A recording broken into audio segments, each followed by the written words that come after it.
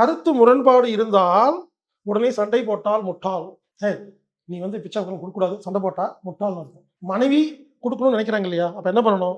நீ கொடு, அது உன்னோட உரிமை. இவர் என்ன பண்ணலாம்னா, இவர் தனியா இருக்கும்போது பிச்சைக்காரர் வந்தா தர வேண்டாம், அதுதான் இவரோட உரிமை. அடுத்தவங்களை உங்க கருத்துக்களை திணிக்க கூடாது. அடுத்தவங்க கிட்ட நமது கருத்துக்களை திணிப்பவர்கள் முட்டாள். நான் ஒரு கருத்து வச்சிருக்கேன், அது நீ சொல். இது என்ன பண்ணுவாங்கன்னா, அந்த கருத்தை வாழ்க்கை ஃபுல்லா சண்டை பிடிச்சிக்கிட்டே இருப்பாங்க. 10 வருஷமா சில வீட்டில் அப்படிதான். 30 வருஷமா சொல்றாங்க, கேட்க மாட்டேங்கிறாங்க. 30 நான் நினைச்சுக்கேன், 30 வருஷம் முட்டாளா இருக்கிறேன்னு அவர் சொல்றாருன்னு நினைச்சுக்கோங்க. புரிஞ்சுக்குங்க. அப்ப என்ன அர்த்தம்னா, 2 பேத்துக்கும் கருத்து முரண்பாடு இருக்கும் என்று புரிந்து கொண்டால் புத்திசாலி. ஏன் கருத்து தான் சிறந்ததுன்னா முட்டாள்.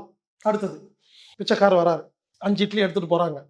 கணவர் சொல்றாரு, ஏய் இப்ப கொடுக்க வேண்டாம், சுட சுட இட்லி சுட்டு நானே இன்னும் சாப்பிடல, அதுக்குள்ள அவரு கொடுக்குறா, உள்ள போ. ஏய் நீ போயிட்டு 1 hour கழிச்சு வா, நான் 10 இட்லி தரேங்கிறாரு. இல்லைம்மா ஏங்க, இதுக்காக பிச்சைக்காரர் போயிட்டு திரும்பியா வருவாரு? அவர் டியூட்டி பார்க்க வேண்டாமா? கொடுத்து அனுப்புங்கிறாரு. இல்ல அப்புறம் வாங்குறாரு. இது எப்படின்னா, முதல் நடந்துச்சு இல்லையா, பிச்சை கொடுக்கலாமா வேண்டாமாங்கிறது வந்து கருத்து வேறுபாடு. எப்ப கொடுக்கணுங்கிறது கால வேறுபாடு. நீங்க அம்மாவுக்கு ஆபரேஷனுங்க, 50,000 கொடுக்கலாம்னு நினைக்கிறேன், நான் கொடுக்க மாட்டேன் அப்படின்னா கருத்து வேறுபாடு.